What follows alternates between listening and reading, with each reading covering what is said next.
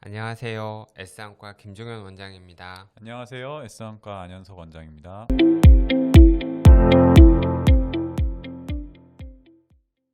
백내장은 우리 눈 속에 있는 수정체라는 부위에 생기는 질환이에요. 수정체라는 거는 쉽게 생각해서 카메라의 렌즈 같은 역할을 하는 부위고요. 원래는 투명할수록 좋겠죠. 근데 이제 그 나이가 들어감에 따라서 그 수정체, 우리 몸 속에 가지고 있던 렌즈에 뿌옇게 혼탁이 오기 시작합니다. 그런 것들을 우리가 이제 백내장이라고 부르게 되고요. 수술을 통해서 그걸 치료를 하게 되는 거죠. 백내장의 가장 대표적인 원인은 노화고요. 나이가 들면은 무조건 옵니다. 그래서 누구도 백내장으로부터 이제 완전히 자유로울 수 있는 사람은 없으니까 어느 정도는 자연스럽게 나도 나이 들면 다 생기는 거다라고 생각해 주시는 게 좋겠고요. 다만 이제 노화 이외의 원인으로 생기는 백내장들도 좀 있습니다. 그 대표적인 게 외상으로 인해서 생기는 백내장 또는 당뇨라든가 하는 이제 질환과 연관이 돼서 생기는 백내장이 있겠고요. 그리고 선천성 백내장도 있어요. 젊은 사람들한테 오는 그런 백내장이죠. 태어나면서 유전적인 원인이나 또는 알 수 없는 선천적 원인으로 생기기도 하고요. 그 산모가 임신 중에 앓았던 질환이나 또는 뭐 약 이런 걸로 인해서 생기는 경우도 있어서 사실 이제 그런 다양한 원인들이 있지만 그래도 대부분은 노화라고 얘기할 수 있겠습니다.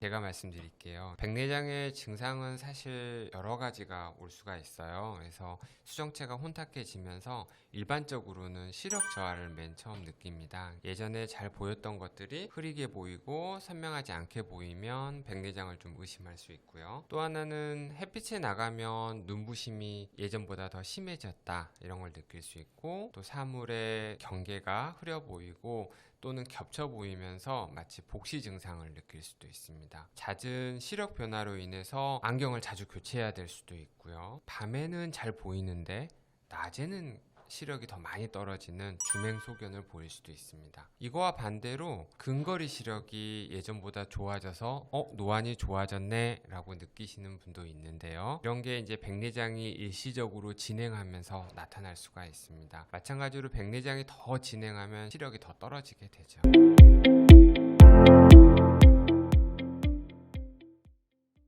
아까 말씀드렸다시피 백내장이라는 게 이제 나이 들면서 오시지 않는 분들은 없어요. 근데 이제 단지 그거를 언제부터 불편을 느끼시느냐 그런 거에 따라서 병원에 오시는 시기가 좀 달라지는 것 같고요. 사실 사람마다 다 속도 차이도 있고 제각각인 부분이라서 이게 일률적으로 얘기하기는 좀 어려운데요. 제가 그래서 좀 찾아봤어요. 통계를 좀 찾아봤는데 2017년에 그 백내장 수술을 받으셨던 분들이 연령대가 어떤지를 통계가 있는데요. 보통 보면은 가장 많았던 연령대가 60대 35% 정도였고요. 그 다음으로 70대가 29%, 50대 19%, 80대 8% 이런 식으로 이제 비교적 이제 고령으로 갈수록 좀 많으신 거를 알 수가 있고요. 이게 수술을 하신 분들의 통계예요. 이게 진료를 하다 보면 예전에 비해서 백내장으로 찾아오시는 분들의 연령대가 좀 낮아졌다는 느낌을 좀 받지 않으세요? 그래서 예, 제가 그 부분도 한번 찾아봤는데 이게 이제 요거는 2020년도 통계인데요. 건강보험심사평가원의 국민관심질병통계에 의하면 40, 50대에서 백내장으로 치료를 받으시는 분들의 비중이 최근 3년 사이에 무려 20%나 증가했다는 그런 연구 결과가 있어요. 그래서 백내장의 질환 자체가 변했다기보다는 그만큼 백내장에 대해서 더 많이 알게 되시고 환자분들이 또 이제 그런 불편을 참지 않고 적극적으로 치료하시려는 분들이 많아지다 보니까 그런 결과가 된 게 아닌가 하고 생각이 됩니다. 제가 조금 더 추가로 말씀드리면, 이게 백내장의 수술 시기가 조금 더 빨라진 거는 그만큼 수술 술기의 발전, 이제 같이 사용하는 인공수정체의 발전으로 인해서 좀 더 안전하고 만족스러운 수술 결과를 만들어내기 때문에 그러지 않나. 백내장 수술은 현재는 우리나라에서 제일 많이 하는 수술 중에 하나입니다. 그러니까 평균 수명이 길어지면서 누구나 살면서 한 번쯤은 받아야 되는 수술이라고 생각하시고 관심을 가져주시는 게 좋을 것 같습니다.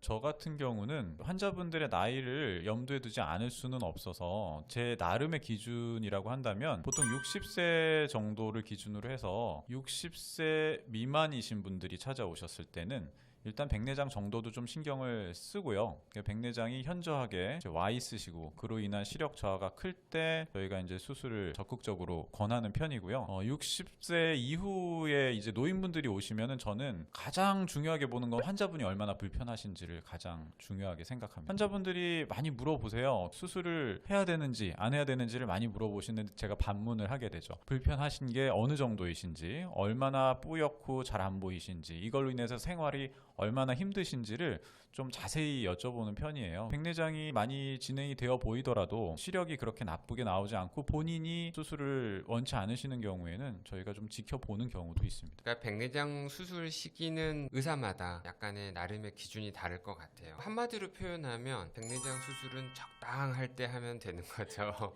너무 빨리 하면 수술에 대해서 이제 감수해야 되는 경제적 비용이나 또 부작용에 대한 위험이 더 커질 거고요. 또 너무 늦게 하면 이게 수술의 위험성이 올라가기 때문에 한마디로 표현하면 적당한 시기에 하면 되는 건데, 아마 겹치는 얘기겠지만 이제 전 나름의 어떤 수술 기준이라고 본다면 시력이 0.6 이하 정도로 떨어졌을 때, 또 시력이 0.6 이하로 떨어지지 않았더라도 이 수정체 혼탁이 심하여 시력의 품질이나 또는 해상도가 많이 떨어졌을 거라고 판단될 때, 안 원장님 말씀하신 것처럼 환자분의 주관적 불편감 이런 분들을 고려해야 될 것 같아요. 이게 또 한 가지 특별한 상황이 있는데요. 이 수정체의 크기가 너무 커서 안군의 방수의 흐름을 막을, 간단히 얘기하면 급성 녹내장을 발병할 수 있는 그런 상황일 때는 백내장이 아주 심하지 않더라도 좀 더 조기에 녹내장을 예방하는 목적으로 시행하고 있습니다.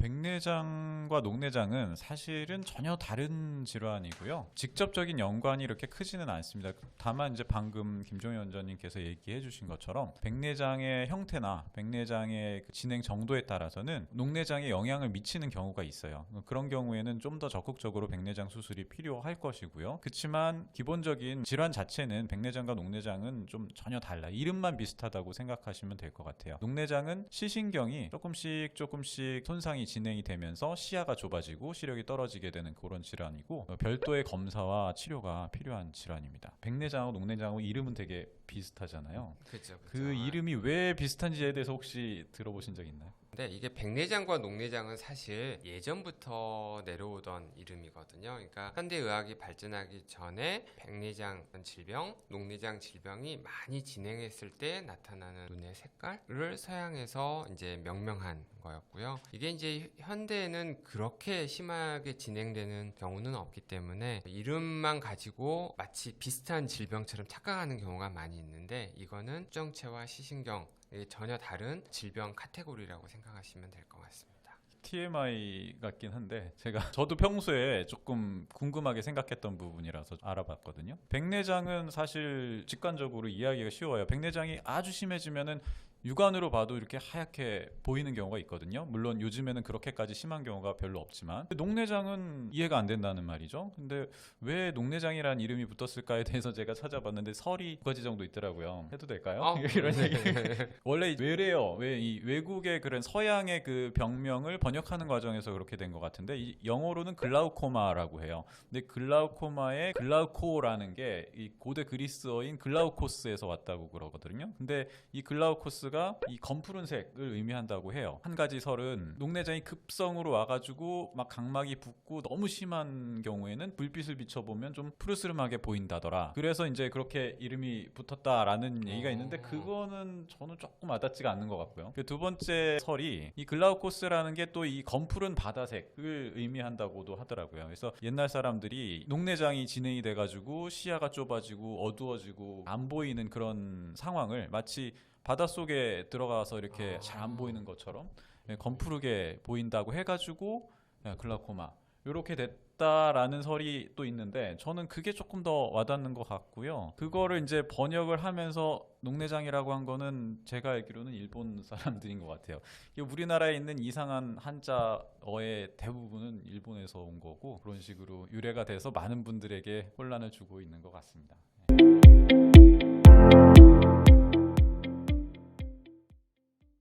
그렇게 이렇게 막 수술이 힘들어진 경우를 경험이 많으시기 때문에 김종원 원장님께서 많이 겪어보셨을 것 같아요. 경험을 좀. 근데 요즘은 이렇게 백내장을 심하게 방치하는 경우는 거의 적긴 없죠. 한데요. 네. 근데 이제 백내장 수정체가 이제 혼탁이 진행되는 걸 방치하게 되면 처음에는 돌처럼 딱딱해지는 과정을 거치고 이후에는 딱딱해진 수정체가 다시 하얗게 변하면서 액화돼서 수정체가 팽창하는 과정으로 진행이 됩니다. 이렇게 백내장이 심하게 될 때까지 놔두면요, 시력이 저하되어 실명까지 올 수도 있고, 또 수정체가 이 돌처럼 딱딱해지면 백내장 수술이 많이 어려워지게 됩니다. 수술 시 에너지를 많이 사용하게 돼서 주변 조직에 손상이 심해져서 회복 속도가 느려질 수도 있고, 또 부작용이 많이 발생하게 됩니다. 하얗게 변해서 이 액화된 수정체가 있으면 그게 이 액화된 수정체가 누출이 되면 포도막염이 생길 수 있고, 또 많이 팽창이 되면 물의 흐름을 막아서 녹내장을 유발할 수도 있습니다. 그러면 이제 응급수술까지 갈 수도 있고요. 그래서 그런 심한 상태가 되기 전에 수술을 해주는 것이 좋습니다. 백내장을 방치했을 때의 문제가 백내장 때문에 시력이 떨어진 줄로 착각하는 경우가 있는 거죠. 그러니까 백내장을 앓고 있는데 또 다른 질병이 눈에 생겼을 때 나는 백내장 때문에 시력이 떨어졌으려니 하고 나중에 수술해야지 이렇게 생각하는 경우가 있어서 급하게 치료를 해야 되는 질병을 놓칠 수가 있습니다. 그래서 백내장도 다른 질병과의 감별을 위해서 적당한 시기에 치료를 하는 것이 좋습니다.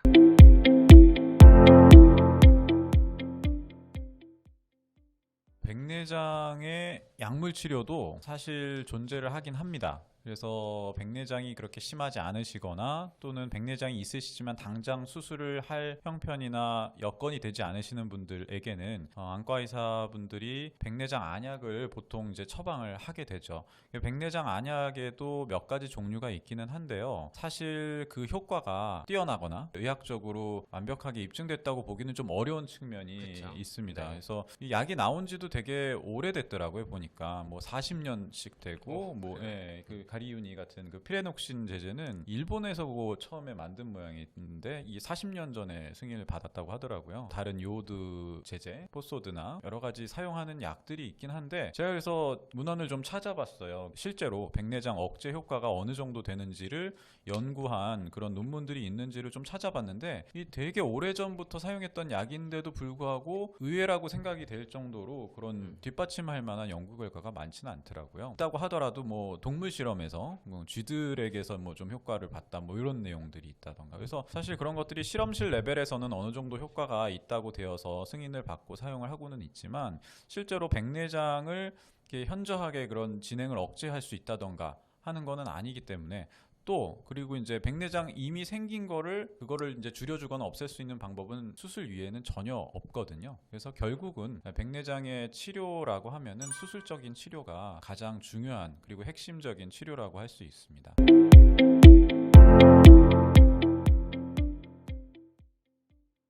백내장 수술은 평생에 한 번 한다고 생각하시는 게 맞을 것 같습니다. 또 다르게 얘기하면 백내장 수술을 한 번 하면 이걸 이제 평생 사용할 수 있다는 거고요. 또 다르게 얘기하면 한 번 하기 때문에 한 번 할 때 신중하게 그리고 적절한 수술 방법을 고려해야 한다는 얘기도 될 것 같습니다.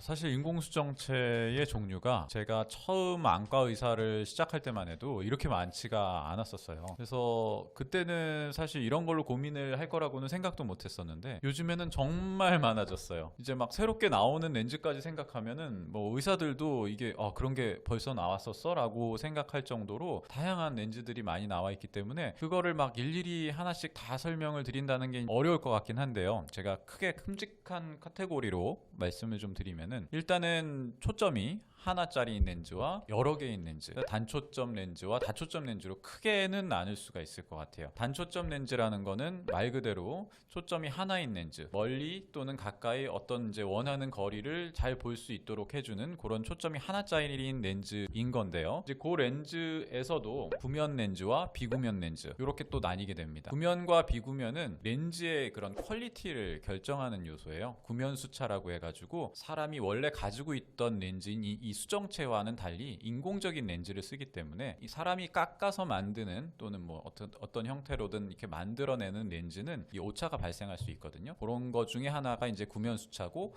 그 구면 수차를 좀 줄여주는 처리를 하고 안 하고에 따라서 구면, 비구면 이렇게 나뉘게 되고요. 거기에다가 이제 추가가 될 수도 있고 안 될 수도 있는 게 이제 난시 교정이라는 게 들어가요. 이 난시 교정이라는 거는 이제 난시가 있는 분들한테 보통 적용이 되는 거니까, 단초점 렌즈 중에서 구면 또는 비구면 렌즈가 있고 난시가 거기에 추가되기도 하고 안 되기도 하고, 뭐 그렇게 이해를 하시면 될 것 같아요. 다음 카테고리인 다초점 인공수정체로 넘어가게 되면 또 여기에도 종류가 있습니다. 회절형 다초점 인공수정체와 굴절형 다초점 인공수정체로 나뉘게 돼요. 좀 어렵죠. 그래서 이거를 뭐 말씀을 드려서 이게 잘 이해가 되실지 모르겠는데, 다초점이라고 하는 거는 멀리도 잘 보이지만 가까이도 잘 보이게 하겠다라는 목적을 위해서 만들어낸 인공수정체거든요. 목적을 달성하기 위해서 렌즈를 어떤 식으로 만들어서 어떠한 메커니즘을 통해서 그런 이제 효과를 내느냐에 따라서 회절형과 굴절형으로 나뉘게 되고요. 뭐 자세한 내용은 또 나중에 이제 설명을 드릴 기회가 있을 것 같아요. 그리고 이제 거기에다가 또 난시가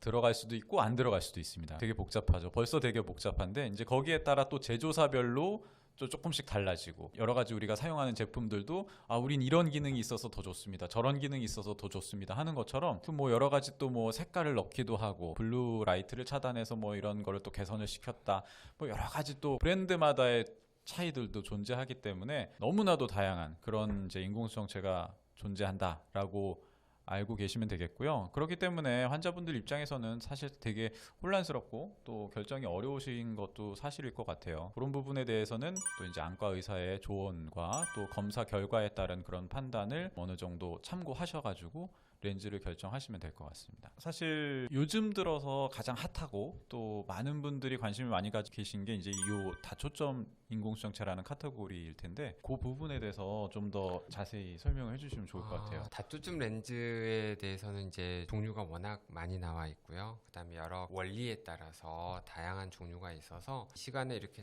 다 자세하게 설명할 수는 없는데요. 다초점 인공수정체는 제작 원리에 따라서, 보이는 원리에 따라서 회절형, 굴절형, 초점 심도 확장형 뭐 이렇게 나눌 수가 있고요. 초점의 개수에 따라서 이중 초점, 삼중 초점, 연속 초점 이렇게 이제 시중에 나와 있습니다. 근데 이제 환자분들의 입장에서 중요한 거는 이 어떤 제작 원리나 어떤 초점의 개수보다는 대체 이 인공수정체의 성능이, 그러니까 나에게 어느 거리가 잘 보일 거냐인 거죠. 그래서 근거리에 맞출 건지 중간 거리를 잘 볼 건지, 이런 것들에 대해서 설명을 듣고 자신의 생활 습관에 맞는 인공수정체를 선택하시면 됩니다. 한 가지만 더 얘기하자면, 이 인공수정체가 아무리 좋아도 근거리, 중간거리, 원거리가 다 잘 보이는 렌즈는 없거든요. 그래서 어디에 더 무게를 두는지가 이제 중요할 것 같습니다.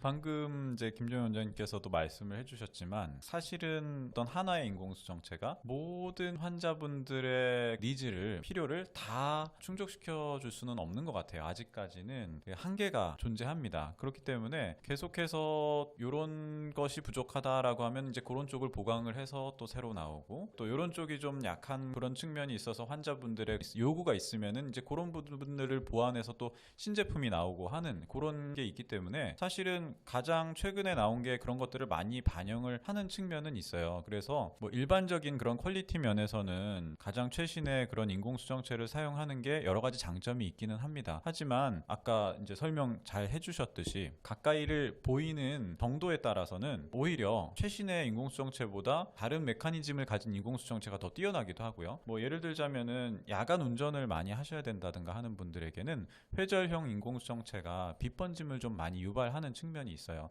근데 이제 지금 나오는 가장 최신의 가장 비싼 인공수정체들은 대부분이 또 회절형 인공수정체인 경우가 많거든요. 그런 경우는 오히려 수술을 하고서도 더 불편을 느끼시는 경우도 있을 수 있거든요. 또는 악기를 연주하신다든가 해서 아주 가까이를 보실 필요는 없지만 적당한 중간 거리에 또 필요가 있으신 분들 같은 경우에는 또 거기에 맞는 인공수정체가 따로 있을 수 있고요. 그래서 이게 되게 사실 간단치 않은 문제고, 저희 안과 의사들로서도 상당히 그런 것들이 말하자면 큰 과제이고 각각의 환자분들한테 맞는 그런 인공수정체를 추천해 드리는 것들이 그렇게 쉬운 일은 아닙니다. 그래도 경험이 많은 안과 의사들의 의견을 좀 잘 참고하시고 본인이 원하시는 부분들을 적극적으로 또 저희들한테 알려주신다고 한다면 그런 부분들을 잘 상의를 해서 결정을 했을 때 만족도가 높아질 것 같고요. 단지 가격만을 보고 비싸니까 난 이걸 하겠다라는 거는 조금 좀 지양해야 될 자세라고 생각합니다.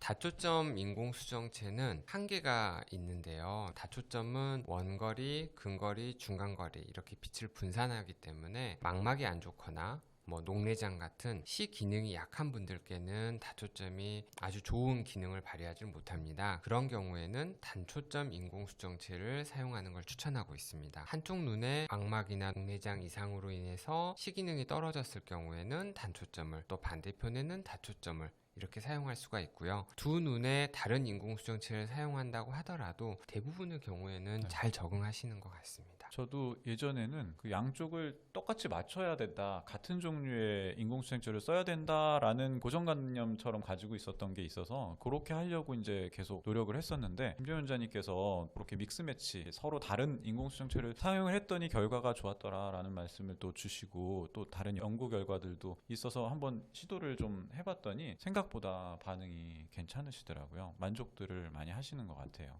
좋은 방법이라고 생각합니다.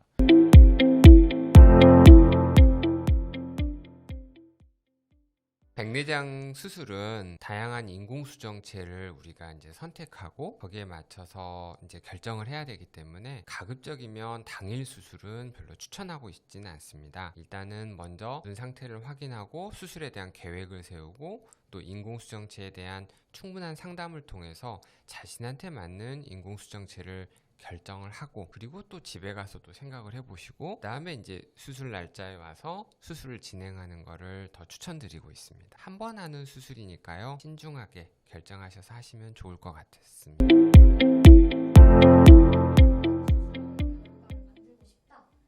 환자분 입장에서의 얘기니까요. 수술을 결정할 때, 그리고 수술 바로 전에 준비할 때, 그리고 수술 후 관리, 이렇게 세 가지 정도의 경우가 있을 것 같아요. 우선은 저는 제일 중요한 게 수술을 결정하는 시점이 제일 중요하다고 생각합니다. 그거는 이제 언제 해야 되느냐, 그게 이제 가장 중요한 부분일 것 같고요. 백내장이 진짜 수술하기에 적당할 때 수술을 결정하는 게 사실은 만족도도 제일 높습니다. 너무 지나치게 이른 시기나 아니면 너무 심해져서 수술이 어려운 상황에서 수술을 하는 거는 사실 좋은 결과를 기대하기 어려운 게 사실이고요. 또 하나는 좋은 병원을 만나는 거겠죠. 사실 이거는 나름의 노하우가 있으실 것 같아요. 환자분들께서도 어떤 병원이 수술하기에 좋은 병원인지 어려운 것 같지만 또 잘 알아서들 찾아오시긴 하더라고요. 주변에서 그 병원에서 수술하신 분들의 후기라든가 또 그 병원에서 그동안 얼마나 많은 수술을 잘 해왔는지 그런 거에 대한 그런 여러 가지, 그리고 또 이제 시설적인 면에서도 얼마나 좋은 백내장 장비와 수술 현미경 여러 가지 재반 환경들이 수술하기에 잘 갖추어져 있는지를 여러모로 꼼꼼하게 따져보시고 이제 병원을 선택하시는 게 또 그 다음으로 중요한 것 같고요. 그래서 저는 그 수술을 결정하기까지의 과정, 사실 어떻게 보면 그 과정이 좋은 수술 결과를 위해서 가장 중요한 부분이라고 생각이 되고요. 수술을 결정하시고 나서 수술하시기 전에 그때는 말씀을 드리긴 하지만 지병이 있으신 분들이 좀 있습니다. 당뇨가 대표적인데요. 그래서 당뇨 조절이 잘 안 되거나 아니면 혈압이 높으셔가지고 혈압 조절이 잘 안 되시거나 하는 경우에는 수술하러 오셨다가 못하고 그냥 돌아가시는 경우도 있어요. 당뇨 조절을 좀 더 하고 오시라든가 혈압 조절을 좀 하고 수술을 진행하자든가 하는 식으로 해서 당일 수술을 못 하시고 그냥 수술하러 오셨다가 다시 그냥 돌아가시게 되는 경우도 있어서 당뇨나 혈압 조절 이런 거 좀 꼭 신경 써주시기를 부탁을 드리고요. 다른 과에서 약을 드시는 경우에 약 중에서는 혈액 응고를 좀 저해하는 항응고제 성분을 드시고 계시는 분들이 있어서 백내장 수술이 이렇게 출혈이 많이 되는 수술은 아니지만 또 출혈이 아예 안 되지는 않거든요. 그래서 수술 과정 중에 이제 그런 출혈 위험성을 좀 낮추기 위해서 그런 약들을 끊어야 되는 경우가 있습니다. 그래서 끊을 수가 있는지 또는 이제 끊는다면 얼마나 끊는지에 대해서 내과 선생님이랑 상의를 하셔가지고 미리 좀 조절을 해주시면 수술할 때 준비하는 과정에서 좀 많은 도움이 될 것 같습니다. 그리고 수술 후의 관리는 지난번에 저희가 열심히 영상으로 만들었기 때문에 그걸 좀 참고를 해주시면 될 것 같아요. 적절한 의사를 찾는 것 중에 또 한 가지, 또 수술의 적절한 시기를 이제 결정하는 데 있어서는 우리나라는 그래도 병원을 가기가 쉽기 때문에 좀 자기가 수술을 받고 싶은 병원을 한 2군데 정도 선정하셔서 한번 가셔서 수술 전 검사를 받아보시고 두 병원의 의견이 일치하는지 또 서로 더 신뢰가는 의사의 의견을 따르시는 것도 괜찮을 것 같고요. 또 하나는 이제 수술 방법과 우리가 이제 인공수정체 얘기를 했는데요. 인공수정체를 결정할 때 마냥 의사의 의견만 의사 보고 결정하라고 하는 경우가 있습니다. 그래서 그런 것보다는 본인이 의사결정에 참여하셔서 인공수정체에 대해서 공부하시고 본인의 생활 습관에 맞는 그런 인공수정체를 결정하시면 좋을 것 같습니다. 선택에 있어서 한 가지 제가 또 생각하는 게 백내장은 수술을 안 하면 무조건 실명한다고 겁을 주는 의사나 또는 이거 수술 아주 쉽고 부작용도 전혀 없고 아주 좋은 결과만을 보장하는 의사나 좀 피해야 되는 피해야죠. 유형이 아닌가 생각합니다. 오늘 저희가 말씀드린 내용이 마음에 드셨다면 좋아요와 구독 부탁드립니다. 알림 설정도 부탁드립니다. 다음에 그럼 다음에 만나요.